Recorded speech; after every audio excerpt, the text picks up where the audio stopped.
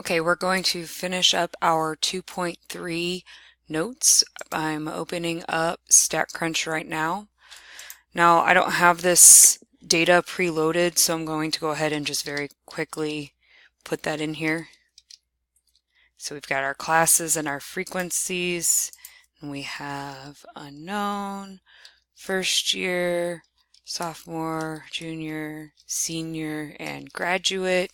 And we don't need the totals for this. 7, 0, 3, 4, 5, and 1. Okay, so I quickly just got my data in here, and now I want to go ahead and create these different graphs. The first one we want to create is a frequency distribution. So I am doing bar graphs this time. So notice I am not going to choose the histogram option. That's for numerical data. So now that we have categories, I'm going to go with bar plot. We have a summary here.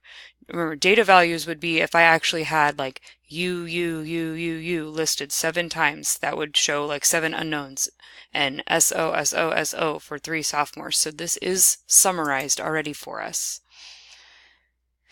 The category that we are going in, like what would be our input, what would we want across the x-axis, we would want the different classes down there.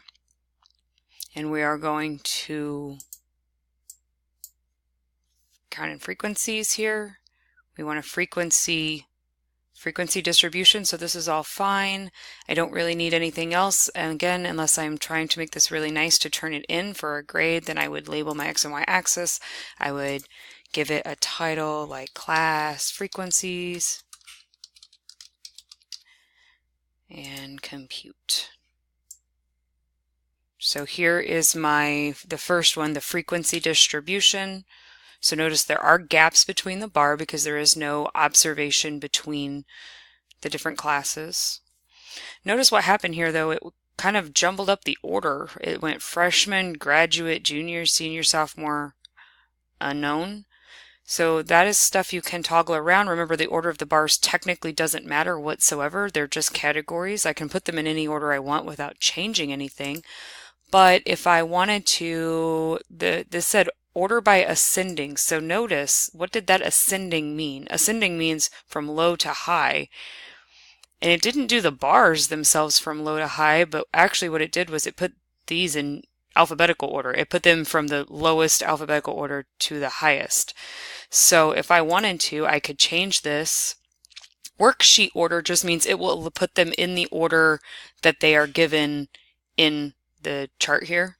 So if I change that, notice now they go in order undefined, freshman, sophomore, junior, senior, and whatnot here. So if you just keep it in worksheet order, it'll go in the same order as this, but then you have a lot of other options. Why don't we actually just go ahead and skip to the Pareto chart then? Because that's the only difference here. All that means that we want to sort it in descending order. Pareto chart goes from the most frequent to the least. So all I want to do is change the order of the worksheet. And notice I don't want the values. These are the values. The values are down here, but I want the counts. I want the bars themselves to go in descending order this time. So now I have a Pareto chart where I have the highest value first and then working its way down. And notice if you mess up, if you click the wrong thing, it's not going to look like what you want it to look like, so then you just need to go back and choose another option. Okay, I'm going to go ahead and put it back in the worksheet order to do this one. And now we want to change this into a relative frequency distribution. So here I just need to go to the type and change it from frequency to relative frequency. That's the only change I need to make. It looks exactly the same, except for now I have percentages instead of counts over here. So the difference between frequency and relative frequency is just a matter of how you're counting on your y-axis, whether you're counting in value or whether you're counting in percentages. Okay, so that's all of those. The last one we want to make is we want to make a pie chart. I'm actually just going to leave this up. I would like to make a pie chart, so I'm going to go under my graphs, pie chart. Again, we have summary. Same things here. We want the variables are the different classes. Frequency is what we're counting in. I'm going to just leave it as it is.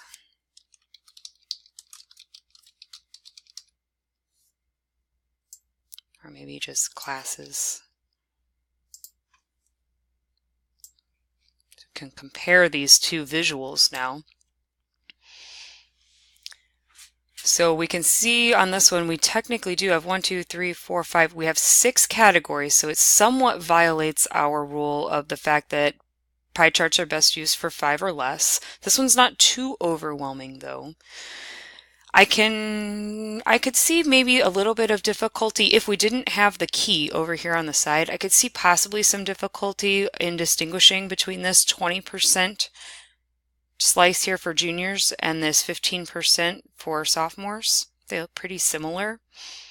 The fact that they're two different sizes and that they are not right next to each other, I think helps to distinguish that. Notice one big downside of this one is the freshman, because it's a 0, it does not have a slice. So unless I'm paying very close attention and looking at this key, I might overlook that that's even a category. One nice thing about the pie charts, again, though, is that it shows the percentages better. Here, comparing, these are both in percentages now. So 35% here, a bar being high enough to show 35%, I don't think is as intuitive or as nice of a visual as the slice here that shows 35%. I think we understand the slices as percentages a little bit better than bars. So that is the one nice thing that pie charts do, is they give a visual of percentages better. But definitely there are some downsides. These can get very kind of busy and overwhelming very quickly. If we didn't have this key right here, it would be a little bit more difficult to make sense out of that. That's all for section 2.3.